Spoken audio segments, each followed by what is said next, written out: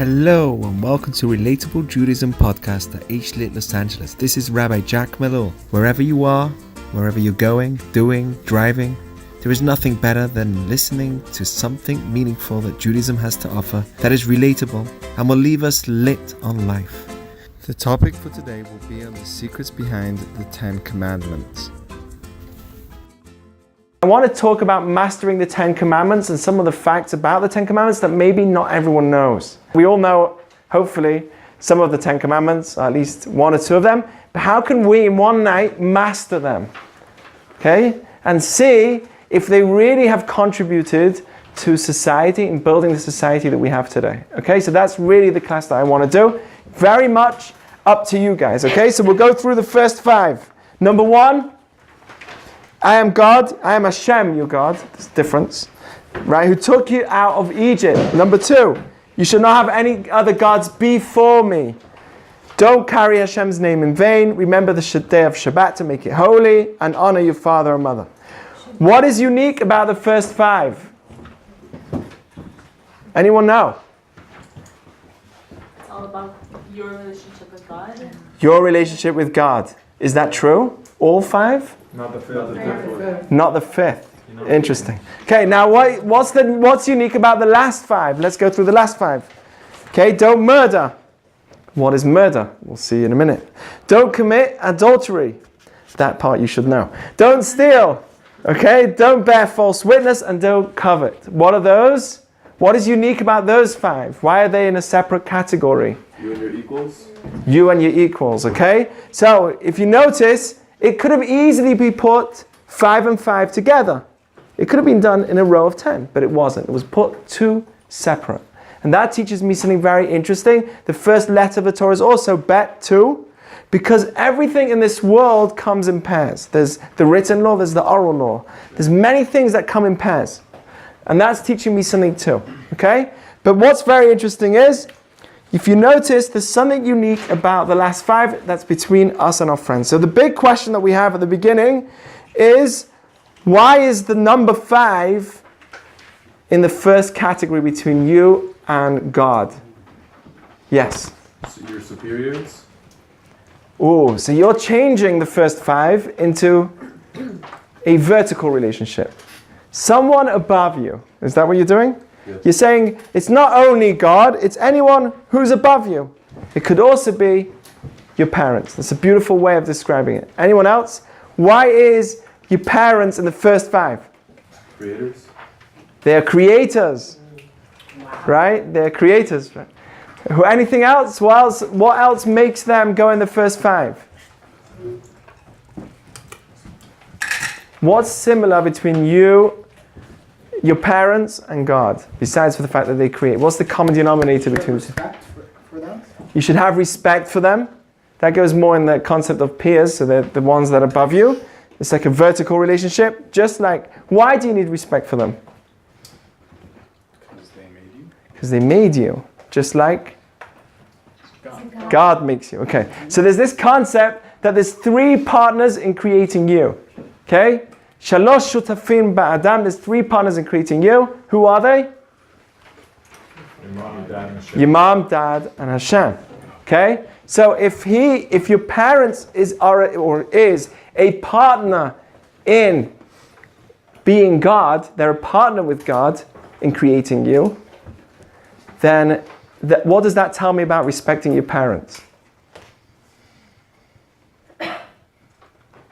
That it's more important, or It's just as important. it's just as important? In what way?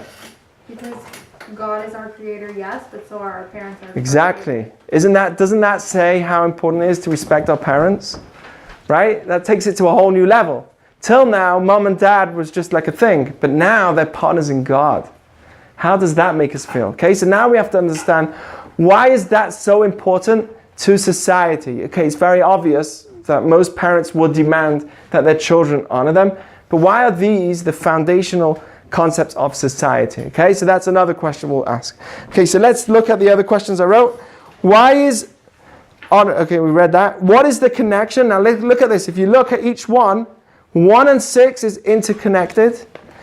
2 and 7 is interconnected. 3 and 8 is connected. they're parallel to each other, and they're parallel for a reason, because they're teaching me a hidden message or a fundamental message between all of them. Does everyone get what I'm saying? Okay, so this is the question I'm going to leave you now for a few minutes. What is the connection between the first and the sixth? And you can write it down. What is the parallel between each row? Okay? So you can write it down. What is the connection between 1 and 6? What is the connection between 2 and 7? What is the connection between 3 and 8? What's the fundamental principle that makes them similar? And we're going to now see another whole layer underneath the 10 Commandments. Are you ready for this? Isn't this exciting? Yeah. Okay, so let's see what's the parallel between 1 and 6. What's the parallel between 2 and 7, and so on and so forth. Okay? I'll leave you for a few minutes. Come up with them, and we'll come through it. Okay? We're going to see some real hidden stuff going on here. Okay, so what do you come up with? Who wants to go for number 1? Go for it. What's number 1? We thought it was to respect the value of human life. Because if you're a slave in Egypt, then you're not really living a life, and if you kill someone, you're taking their life. Wow. I never thought about the Egypt part, because you're saying that even the fact that it says, I am God who took you out of Egypt, God respects life, so shall you respect life. So you're saying that the common denominator between the two is respect of life. Okay, anyone else? What? It's a little bit different. We were kind of thinking more or less the same, but more on the route of like God took us out of like essentially being murdered in Egypt, because that kind of would have been the end, and so it's telling us don't murder, just like how I didn't let people murder you.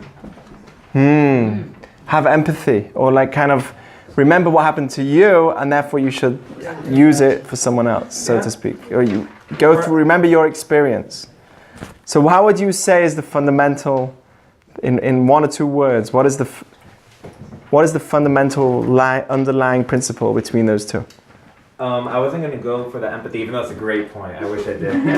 But I was going more for the Hashem kind of obeyed that law with the don't murder by taking us out. So it's telling us to obey it as well. Okay, so it's like I cared, so shall you care. Okay. Well, anyone else? Maybe so it's about caring. And by the way, isn't that fascinating that so to speak, but this is a very important point. The fact that God and most of these 10 Commandments is really all about how we treat other humans. It's not about God. Right? If you go through them, and this is for you, Alex, if you go through them, almost none of them is actually about God. And we'll see, even the first one, it's not really about God, it's the fact that He took us out of Egypt. Right? So maybe the second and the third may be disputed if it's about God. But really, all of them is about how we treat other humans. And we'll see that very soon. It's fascinating. Until Judaism came along, everyone who came up with their gods basically said, I am your God, now worship me, serve me, right? Be there for me. But suddenly we have these laws, which is from something objective, which is telling us to care about other humans. It's almost like I'm your father. All I care about is that you get along with your children. Isn't that an interesting fact? Okay, so let's look at, anyone else got a connection between 1 and 6? Emily, right? Anyone else? Go for it. I have it's a bit of a stretch. Yes. So I kind of did the converse, or the reverse of I am Hashem your God who took you out of Egypt. So just like I took you out of Egypt, I put you in Egypt. Okay. And just like I put you in Egypt, maybe it's saying don't murder because the situation you're in right now is from me as well. So like don't kill the person that you have the bloodthirst for, because maybe it was for the best, or maybe that situation was there for you to experience. It's for your good. For your good. Just like, it's very deep. He's getting towards something which I wanted to. Yeah, go on. Or like God is the decider of lives, like how long a person lives, and so if you murder someone, you're deciding, and that's. You're basically denying God. Okay. So, first of all, what about the fact that we're all created in the formation of God, right? So that's connected, because if you kill someone, you're denying so to speak. You're not recognizing there's a creator, right? A human being is like Hashem, right? You have to recognize he has a part of godliness to him. This is not just a person, it's something spiritual, something more deep than that. So somebody takes someone's life away, what they're doing is they're denying spirituality, they're denying godliness from the world. Okay, that's another thought. But there's something even crazier. How can you kill God? By killing somebody else. By denying not. Really? Does God stop existing when Hitler did what he did? By not believing in him. Yeah. By ignoring him. What's the difference between murdering someone and ignoring someone? Nothing. Not much, right? One is murdering and one's ignoring. What you're doing is, obviously, murdering is way worse, but why would someone murder someone? We normally say because they're crazy, but actually when we do research, most of them are not that crazy. It comes out that the people that did it, their parents are shocked, right? They weren't, I couldn't believe that they came to do such a thing. They were only 15, 17 years old, right? They're young. So we try and excuse it, or at least justify someone that does something crazy. Till then they weren't crazy, only after they come crazy, in order to justify the narrative. Either way, why is murder a thing? Because they're angry at them. They're angry. Obviously that's a very... Okay, so let's get to the depth of it. What's the depth? And therefore, why? And therefore I killed him because I'm angry with him. Meaning I don't like what about him? His existence. I don't like his existence. Killing the competition? Yes, I don't like the competition, right? I don't like the fact that how he makes me feel. I don't want to recognize that person. I don't want to recognize his existence. It's bothering me. Now, either you deal with it or you deny it. Let's say Iran trying to kill Israel. Why is Iran trying to kill Israel? It's obviously countries, but the same concept. Why? Because they don't want... They're so far away from each other. Because they don't want? They don't want us to exist. Our existence. They don't want us to exist. Why? We're so far away from them. Why didn't you want us to exist? Because we're Jewish? Yes. What? There's something that we're doing, right, in such a small amount of time to become so successful, a small, tiny little country, it's making them not feel good. Now what happens if either you destroy the competition, you either destroy that thing that makes me not feel good, or I learn from it. Okay? So what happened was, and what happens in murder is that you deny the reality of what's in front of you. And the same with ignoring someone. If you are facing a difficult situation, what's the best way of dealing with it? Ignore. Getting rid of it. Getting rid of it, right? Or ignoring it. But the real way, the right way of dealing with it is actually dealing with it. Okay? So, the same way with murder, you can't deal with that person being around you. And that's what happens in all the cases of murder. I cannot deal with these people around me. And I can also not deal, when I ignore God, I cannot deal with him or with the concept of God around me, or the concept of this teaching of me having to be better, and that I'm real, and that I have a purpose, all these things that bother me. Okay, so basically, don't deny your reality, I would say, is a common denominator between the two. Okay, let's go to the second one. Who else wants to throw in? And by the way, all the ones that you gave are also very important. Okay, but I want to go on this path. Okay, so who came up with the second one? Number 2 and number 7. This is pretty easy. Don't commit adultery, and you shall not have other gods before me. Anyone? Yes. Kind of like, don't cheat on me, in a way, right? Like God's saying, like, don't cheat on me, and also don't cheat on who you're with. So it's that kind of like... So what's the line? What's the fundamental rule? Stay committed. Be loyal. Be loyal.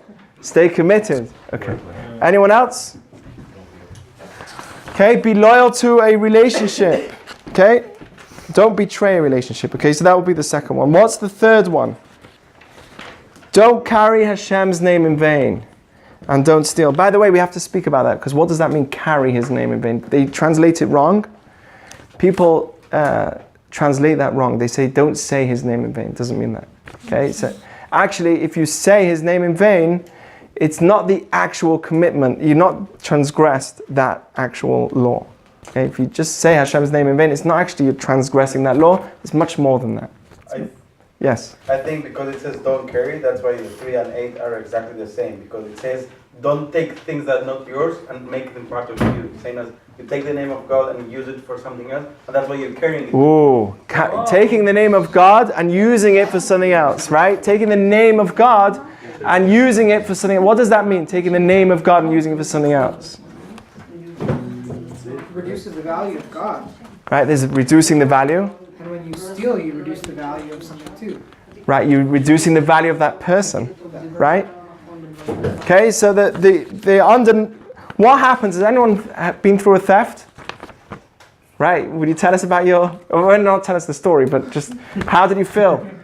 Pretty violated. Very violated. Yeah. Okay, would you share a bit of the story? Yeah. I was unloading groceries. I live in a nice neighborhood in Sherman Oaks. And I just had bad luck. I was unloading groceries in front of my place. 2 thugs rolled up on me. One of them put a gun to my head. The other one pointed at my chest. And they were like, give me everything you got. And I was like, here's everything I got. Don't kill me. That's what you did. Huh? Okay, so what happens when, I don't know if anyone else feels this. I actually, as a little kid in England, I had a brand new watch that my brother brought me. I was so happy. And out of all the days that I walk in the street, these thugs came up to me and they're like, hey, what's a nice watch. And they just stole it. Little kid. They just stole it from me. So, anyway, I felt the same feeling. I felt absolutely violated. That's the word, violated. So the concept of don't say God's name in vain and don't steal are intertwined because don't violate. Let's say number 4 and 9. Remember the day of Shabbat and don't bear false witness. What is the connection? 4 and 9. Anyone know? Can you explain don't bear false witness? So it literally means don't lie. But it's written in court. So in court, let's say, if you want to say, hey, this person, this Supreme Court leader, I love politics, right? So he went and did whatever 50 years ago. So, right, if you're standing there as a witness and it's not true, you are doing something very bad, So according to Judaism. Don't lie and don't fabricate things also. Right? Okay, so don't lie and don't lie in court as a witness. That's literally what it means. Okay, and the question is, why did it say court and not just straight out don't lie? What does court have to do with our society? 4 and 9. Yes. The same way when you on Shabbat, it's a testimony, right? To Shabbat, and you do the Shabbat. Or you Testimony to what? Testimony that there was the day of the creation and for the rest. So if you don't do on that day, you just choose others. It's a false testimony, and that's why it's false witness. Exactly. By keeping Shabbat, you are a testimony to the creation of the universe. Okay, we'll see how fundamental that is. Okay, so if I would put it in one word, it's stand up for truth. On Shabbat, by doing Shabbat, you're basically saying that the world is true, and if you don't bear false witness, you're also standing for truth. Let's look at the last one. What is the connection between being jealous? Jealous is the wrong word. Don't covet. And honor your father and mother. What is the connection? Anyone know? What did you come up with? Yes. Be grateful. Be grateful.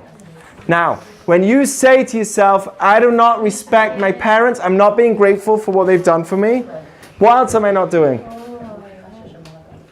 Appreciating what you have. I'm not appreciating what I have, really explaining what gratitude is. But there's more than that. It's I don't want to be, or I wish I don't have the parents that I have.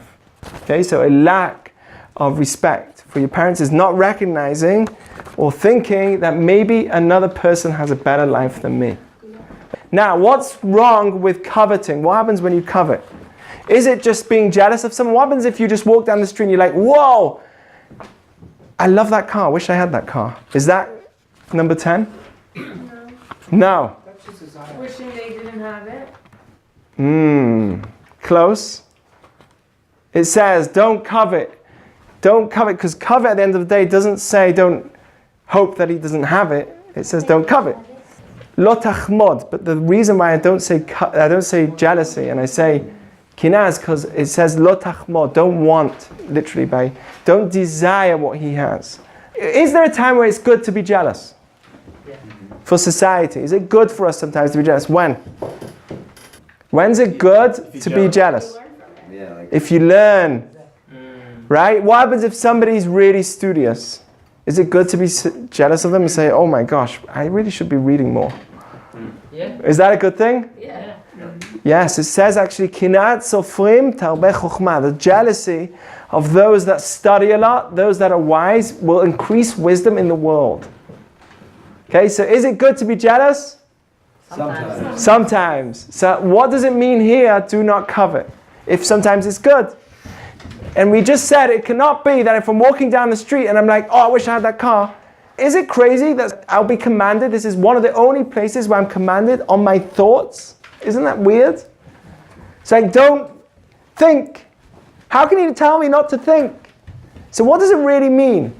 Okay, so lo tachmod comes from the word chomed, which means I want to be in that person's situation. I actually I'm not just jealous of him, I want to be him. When I see that popular pop star on whatever website I'm on Hollywood or whatever, right? And I'm like, whoa, I wish I had that clothes. I wish I had all the stuff that they have. That's not yet the fullest of the jealousy. It's, I wish I am them. If you say, I wish I am another identity, I want to look like them. I want to dress like them. I want to tattoo like them. I want to live in a similar house like them. Okay, so eventually when you actually say to yourself, I want to have the same identity, and you pursue it, that's called coveting. Does that make more sense? Okay, and that is saying, I'm not happy with where I am. Or at least I'm not finding the joy, I'm not trying to find the joy with where I am. So, what is the underlying rule of the 5th and the 10th is be grateful, or at least don't deny yourself. Do not deny who you are. Who you are is something very special. Okay, so if we put all 5 together, okay, we have like this. The first is, don't deny something else that exists around you. Don't deny other things that are a reality. Don't deny reality. The second was, don't betray a relationship. The third is, don't violate a person or using God's name. Okay, so don't violate. The third is, stand for the truth. And the fourth is, don't deny yourself. What's the common denominator between all those 5? If I was to ask you, and by the way, how many mitzvot, how many commandments are there in Judaism? Does anyone know? 613. Did you know that there's 620 letters? So in the actual passages of the 10 commandments, if you count each letter, you will get exactly 620. 613 letters represent the 613 mitzvot that we have. And the other 7 are the rabbinical, it's all the tacos. The rabbinical Judaism that we have. Okay, so 613 mitzvot and the 7 rabbinical laws that we have. Very interesting. They are all these 10 are literally the fundamentals. They're like the source of the river to all the other laws. And the Shla, one of the big Kabbalists, explains. He says, number 1, if you look at number 1, that is the root of all you shall do actions. I am God, meaning all the actions, right, you should have, you should do Sukkot, you should have tefillin. All the action, mitzvot, are connected to number 1. All the you shall not do's, right, don't steal, don't anything to do with do not do, is connected to number 2. And he explains that each one of those are connected, like, so to speak, a source. These 10 are the source to all the other mitzvot that we have. Very interesting. Okay, and that's why there's exactly 620 letters, which actually also, by the way, is the same numerical value as the word keter, which means a crown. The tablets are like a crown to who, so to speak, to who we are. It's like when you see someone's hat and you see his label on top, so it's like, wow, this is what he likes, right? This is our crown. So now if I ask you, if we said 1 and 6, 2 and 7, 3 and 8, 4 and 9, 5 and 10 are all interconnected, and we found how they are interconnected, what is the underlying principle of all the 10 commandments, in fact, of all Judaism? Has anyone ever come up to you and says, okay, how would you put Judaism in a few words. Can you explain? Right? My religion is all about love. What's your religion? I know you're Jewish. What's your religion all about? Now you're not going to be like, okay, so we have 613 mitzvot, we have 245 do's and 365 things that we don't do. The ones that we do is representing parts of our body. The ones that we do is, right? The ones that we do is the parts of the body we don't do is the days of the week, the days of the year, 365. Whoa, no, you can't give a whole speech in a few minutes. What are you going to do? How would you say Judaism in 1 foot? Do you remember that question? Yeah. Who said, give me the whole of Judaism on 1 foot? Hillel. What did he say? What was the response? Do you remember?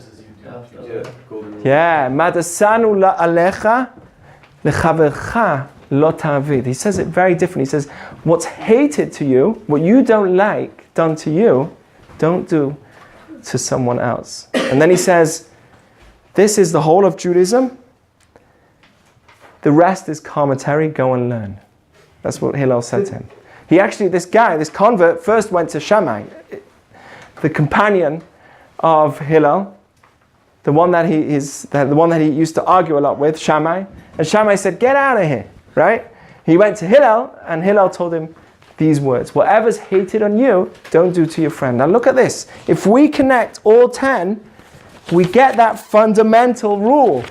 We said, don't deny what's around you. Don't betray a relationship.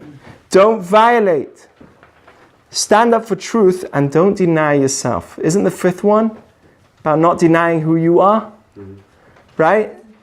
So he's saying like this: if you want to encompass all of Judaism in one shot, it's this concept. Don't deny yourself in the same way you don't want to deny yourself. Don't do it to others. That's really the hidden rule of all of the 10 Commandments. Mashasanu alecha lechavecha lo ta'avid. So if anyone ever comes to you and says, hey, what's Judaism in a nutshell? Tell them what Hillel said. Right? We're all about understanding that what I don't want to be done to me, I wouldn't want to be done to anybody else. And that includes understanding that I have a purpose. If I don't want someone to do something to me, look, there's some people that say, I don't care if you hit me. I don't care if you take me down. Right? I don't care if you hurt me. Why? Because they don't believe they have value. But if you believe in a creator and you believe in purpose, and you believe that you do have value, so then you will value yourself. And if you value yourself, you wouldn't want to do it to anybody else. So those are the fundamental rule of what Judaism is this. It's really amazing. Okay, so on the other side of the page, I wrote down each one of the 10 Commandments. We're not going to do them all, don't worry. But I wrote down each one of the 10 Commandments, and it has questions to make you really think of why we need these. Why are these so important to civilization? Okay, should we go through some of them? Who's in for it? Okay, why are these 10 so fundamental to civilizations? Now, you might say, okay, it's very obvious, but it's not so obvious. And we'll see why. Each one is very different than you may think, okay? So, the very first one, why does it say, I am Hashem, and not believe in Hashem? Just say, believe in me. Why does it say, I am? Why doesn't it say, believe in me? Okay, that's the first question. Why does it say, who took you out of Egypt and not created the universe? What's better? A creator that creates the universe? That's pretty nice. Made the world. Right? What's nicer? To build the world, to make the world, or to take us out of Egypt? Wouldn't it be cooler to say, I am God who created the universe? Okay, so that's another question. Why is it important that we were sent free? Why is it so important? So that leads to the next question. Why is freedom so important to our society? And if Hashem takes us out of Egypt, what does that mean to us? And that goes on the line of what he was saying. What was your name again? Sapir, right? If Hashem takes us out of Egypt, what does that mean we should be doing? What does that tell us about God? He is cruel or kind? Kind. And what does that tell us about us? That we should also be kind, right? So if that's what I do, this is what you should do. Okay, this is what you should be doing. If you see someone who's hungry, feed them. If you see someone who's in pain, help them. If you see someone who's sick, visit them, okay? Just like I cared for you, I'm compassionate, you should be compassionate. So, if I was to ask you, what is the message of this commandment, what would you say? We had a few questions here. Let's go back on them. Why does it say who took you out of Egypt and not created the universe? It's objective. It's objective. What's the difference between objective and subjective? You can interpret it differently. Well, you can interpret it differently, right? So, I created the universe. Does that mean he cares as much about us as I took you out of Egypt? It's more personal. It's more intimate. It's more intimate. So there are many that say, okay, there's a creator of the universe. I think that there's something very amazing about this world, but I don't believe that something's involved in us all the time. That part I don't believe. Okay, so Judaism says, no, he's involved with us all the time. That's what it means, I took you out of Egypt. It's telling me that there's actually something called divine providence, that there's a creator involved in every minute of your life. That's what Jews believe. Not just in actually creating the world, but allowing the world to continuously exist. Okay, so why is freedom important to a society? Why is it important? What does that teach me about freedom? The fact that I took you out of Egypt. What does that tell me? That for God, freedom is what? To prove yourself. Freedom is to prove yourself. But what was the very first thing that we were given when we were created? Free choice. Free choice, free will. Okay, freedom is fundamental to Judaism. It's a very fundamental concept. Now, what is freedom? What is the ultimate freedom according to Judaism? What's real freedom? To work for myself all the time? What's real freedom? So that's something else that we need to understand. Okay, so I took you out of Egypt. Who took me out so that what? We could serve him. Okay, real freedom means that I'm doing good things in this world. As long as I'm just involved with me, and myself, I'm not fully free. The minute that I'm actually doing something for someone else, I have a sense of more freedom. The minute that I'm living beyond myself for a connection to a creator means that I'm really free. Okay, so the essence of Judaism is freedom is really important to our society. We need freedom. Okay, so number 2. Don't have any other gods before me. Let me ask you a question. Today, is anyone running around worshipping gods? No. What do we worship? People worship things. What do we worship? Money, cars, what? iPhones. I don't like iPhones. I have a Samsung. Right? What else? What? Worship their bodies. People worship. Physical stuff, right? We worship not only gods, but we find a god in other things. We make other things into a god, okay? So, what happens if you worship the wrong things? What happens to a society that worships things that are not meant to be worshipped? What happens to that society? We let it control us. They let it control us. And then what happens? Self-destruct. We lose our morals, values, right? If I put, let's say, I make, let's say, even a good thing like work. Okay, is work a good thing? Yeah. Of course, right? It's important to survive, to live. But if I put all my values in work, what am I sacrificing? Everything else. Right? Like what? Relationship, health. See, so if I make a God into anything, I'm sacrificing other things that are really valuable. Don't make God out of anything else. That's a very important thing. Okay, so that's really what happens when we worship anything. Now here's another point. There's not only worshipping bad things, right? And by the way, worshipping health is not a bad thing.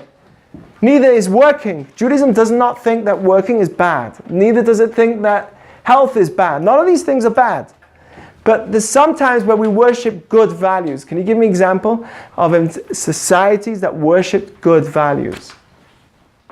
Anyone know? What did communism worship? Sharing. Sharing, unity, right? That's a good value. What happens if you worship it too much? Break apart. It's taken advantage of. Takes corruption, right? It doesn't allow independence. It takes away freedom, the opposite of number one, right? What else? What happens if we worship love too much? Become vain. Like the Greek. Yeah. Take it to the wrong way. What happens if you worship love in a way, I'm not talking about lust, I'm talking about love. So, right? See, what happens if you love a country too much or love a certain group too much, right? What does that do? Blind loyalty. Blind loyalty, right? It blinds you from the reality of the rest. How many people have heard of blind love, right? That love blinds. It kind of takes you away from the reality. Okay, so this is the concept of you should not have any other gods before me. What is the founding principle? Focus on the purpose of your goals. What is your purpose? And focus on it. That is the principle number 2. Don't lose track of what you're really here for. Make sense? Number 2. Okay, number 3. Don't carry God's name in vain. What does it mean, carry? Why does it say, don't carry and not say?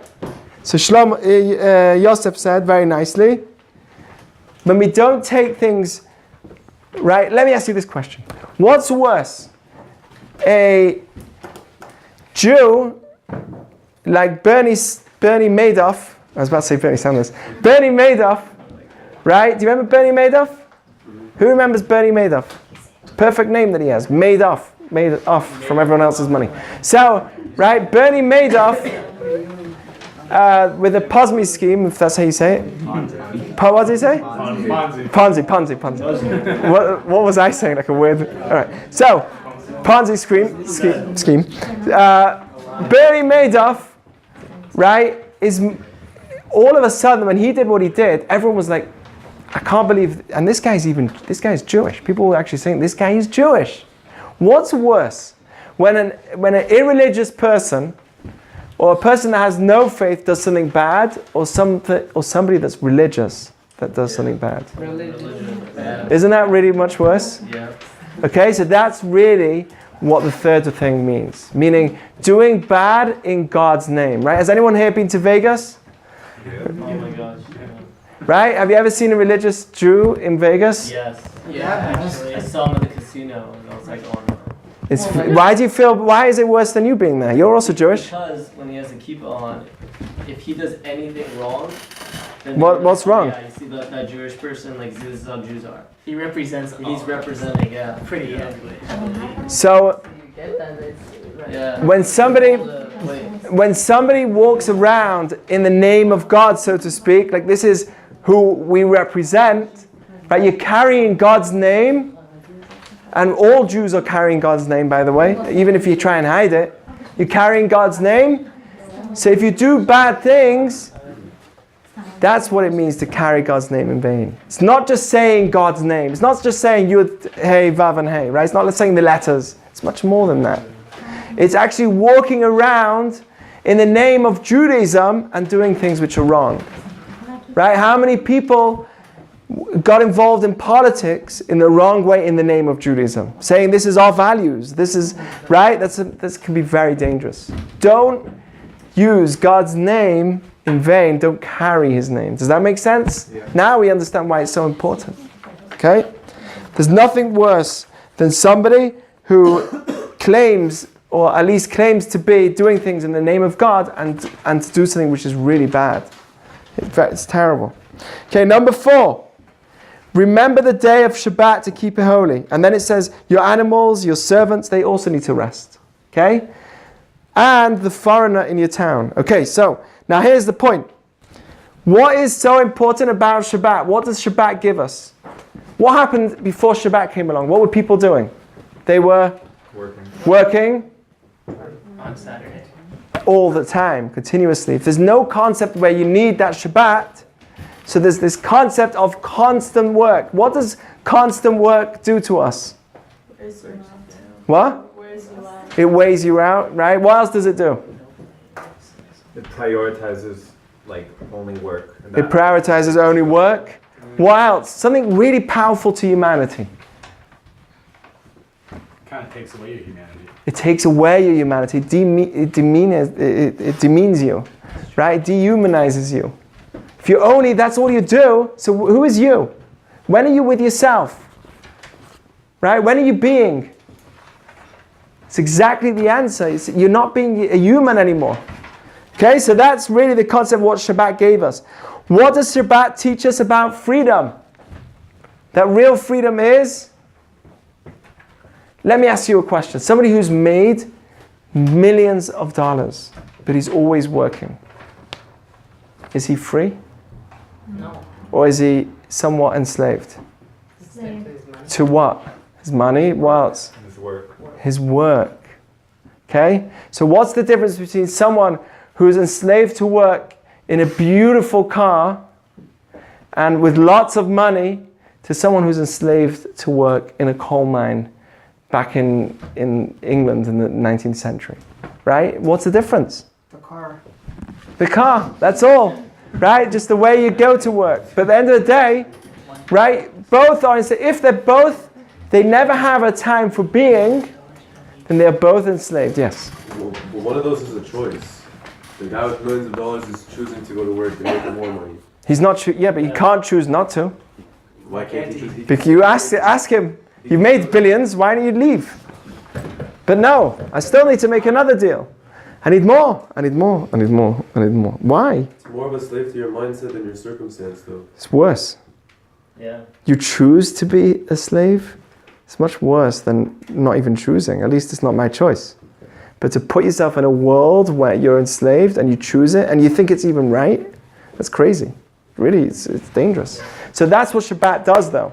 No problem. Work for 6 days, but when you have that 7th day of rest, what does it give you? It humanizes you. That's when you actually be for once. Okay, you be. Be with yourself. Stop trying and be. Okay, so what else? What does Shabbat do to relationships? What happens if, look at this.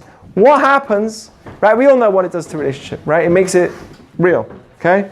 What happens, what happens to a slave owner, someone who owned a slave, and that happened a lot, right? Not long ago. What happens if you owned a slave and Shabbat came along? What would you have to do?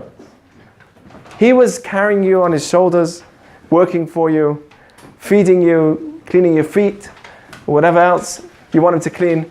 And comes Shabbat, what do you do? Shabbat for the slave or Shabbat for the slave owner? Shabbat for the slave owner, but he's commanded, it says here clearly, your animals and your servants. Your slave also needs to rest. What does that do to the slave owner? What kind of mindset does that give him?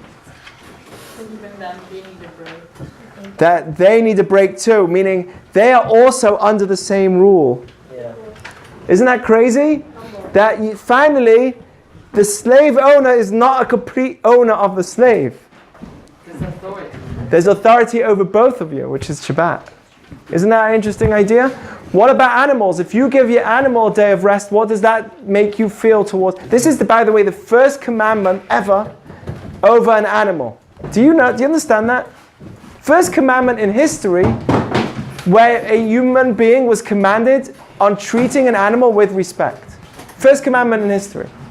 What happens if you treat an animal and you let it have a day of rest? Stop it working. For 6 days, and suddenly the 7th day comes, you put it aside, you look after it, and you give it a day of rest.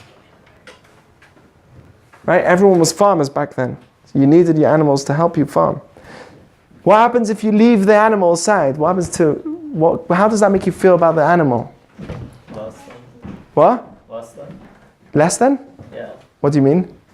It's not If you have to make your animal not work, you're not allowed to let your animal work in the field. Oh, not work. I think Yeah, you're required to not allow your servants to work and your animals to work either. So if you don't let your animals work, what does that do for the way that you feel about animals? You feel like you all are creations of God. We're all creations of God. You've compassion. This is the very first commandment in history for looking after animals. You know that? Even though Judaism says we can eat meat, but it also says respect animals. Isn't that interesting? Okay, so what does Shabbat give us? Wait, how can we meet and respect animals like that? It seems very, very. It's another whole discussion. Don't make them feel It's another whole discussion of how it's allowed. Actually, ideally, we weren't meant to eat meat. Adam Harishon didn't eat meat. Only after the sin we started eating. So now we can, based on the level that we're on. Okay? But based on the way that we're on, we actually are allowed to eat meat for a specific reason. Okay? But originally, before the sin, we did not eat meat. We were all vegans. Now, wait a second. I should make a class of why we're not vegans and what it does to humanity if we all came a vegan. Because in our generation, things will change. Based on the level that we're... It's all under very fundamental... It's a very important concept. It's under very fundamental rule of don't be too righteous. There's actually a rule in Judaism called don't be too righteous. If you completely, morally disconnect from meat, from a moral ethical perspective, that can have because of the level that we're on after the sin of Adam, because of the level that we're on, we can actually use that in a very negative way. We can almost give ourselves a certain sense of invalidation and a sense of haughtiness. It's another whole discussion. I need to make a whole class on it. You have a lot of fans for it. Yes, I'll work on it for next time. Okay, so what does Shabbat teach me? Number one, humanity is important. You have a purpose. And what else? Start being. Okay? Start being. Okay. Anyway, we will finish there, okay? Number 5, obviously, is giving gratitude to where it belongs. Number 6, do not murder. What's the difference between do not murder and do not kill? Why does it say do not murder? Because you can kill someone if you're trying to defend yourself. Murder. Yes. So what's the difference between murder and killing? What's the definition of murder? Intent. The intent of an illegal act of killing. Okay? Killing is not, it could be without intention, it could be an animal, it could be anything. It could be a mistake, it could be many things. It could be even to be a pacifist. If it would have said do not kill, it would mean even if someone's coming towards you, you should say, no, I don't believe in, he's coming with a gun, kill me. I believe that you should kill me. Yeah, I'd rather not kill you, kill me. We are not a pacifist religion. Okay, we do believe that if someone is coming to kill you, Hashkem leho, God, get up and kill him first. It's a very important rule to humanity. Do not murder, but do kill if it's necessary. When? If they come to kill you first. Also, if you kill someone by mistake, you can't call that murder. If someone was driving their car and by mistake they killed someone, if we don't define our terms, people will call that person a murderer. It's not true. He may get a very strict law against him as if he murdered someone, but it may not have been the case. It's different. Okay, so the fact that the Torah gave us this concept that there's a difference between murder and killing is a very important concept for the whole of humanity. Okay? So, do not commit adultery. Why is that important? By the way, the Torah says do not come close. Why does it say do not come close? Don't put yourself in that situation. Don't put yourself in that situation, okay? Adultery isn't, this is so hard for me, I had to do it. That would never be the question that God will have over you. It's, why were you in the same room? Why did you hang out there? Okay, this person's married to someone else you knew. You should have made all the efforts to not be in that area. If you are in that area and you did something wrong, that actual act will not be the claim against you. Obviously that's wrong, but what's really bad, at the end of the day, the act is what's wrong, but what's really bad is what got you there. Okay, that's why it says do not come close. You have to make the right boundaries to avoid getting there in the first place. Make sense? Yeah. Okay, so why is it so important for humanity that adultery doesn't exist, that families are loyal to each other. Why is that so important to society? To keep the morals, to keep values. Morals and values. How can we, and by the way, what are the areas, did you know that the areas where there's most crime, this is a fact, based off much research. The areas of most crime are from kids from broken homes. Kids from single homes. Okay, kids from single homes have proven as a fact to be the kids that have caused most crime. Meaning, if they researched most of the kids with crime, where did they come from? A broken home. What does that tell me about keeping values, right? A fatherly existence in a marriage is very important. Motherly existence in a marriage is very important for the child. What does it do to how can you teach your children values if you're broken within yourself? Right? If you are arguing all the time and you never was able to stand up. Now, don't get me wrong. Getting divorced is actually a mitzvah. Does anyone know that? Right? We don't say in Judaism that you should force yourself to stay married if it's not the right thing. If it's the right thing, it's a mitzvah to get divorced. Do you know that? Just like there's a mitzvah, there's a commandment to get married, there's a mitzvah to get divorced. When a divorce happens, you make a feast after. Soda, like a Shabbat meal. Hey! Right? Why? Single again. Not that type. Right? No. What I'm meant to do is, what it really means is that if it's don't think that according to Judaism it's bad to get divorced. That's not true. It's not true. I thought that before you said that. Right? If it's needed, it is. If it's really needed, then it's a good thing. It's a mitzvah. Obviously, there's many things that are preferred. It's definitely preferred that you stay married. Obviously, right? The Shekhinah is there. The presence of God is when there's peace in a home. There's the presence of God is there. It's like the home of the tabernacle. It's like a very holy place. Peace in the home is like bringing God to your home. So, what does this teach me? Do not commit adultery teaches me the fundamental principle of in order for a society to flourish, you need a healthy family environment. Without a healthy family environment, what will happen? Values will not stay, and this has happened throughout history. And there's no family values, there are no values. Get it? Very important. Okay, so that's why Judaism is very strong about family. And number 8, do not steal. It actually talks about stealing humans first, because that's the ultimate case of violating someone. It's the ultimate case of violating someone.